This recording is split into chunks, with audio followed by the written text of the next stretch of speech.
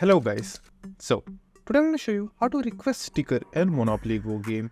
Now it's an extremely easy process. All you have to do is click on the Monopoly Go game. Once your game is opened, all you have to do is just simply click on the album option at the bottom right corner. Right over here you will find the sticker groups that you have. Now in order for you to ask singular sticker, first just simply go inside the group that you want to ask the sticker of. So let's say for example this sticker group over here.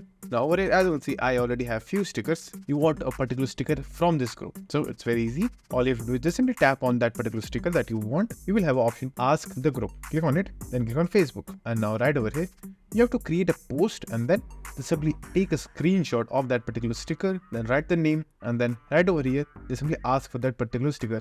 And you will be getting the sticker after a few hours or minutes. You should get the sticker in your sticker group. As you can see, these are some examples of that exact thing. That's it. And thank you for watching. Do like, subscribe to our channel. Take care.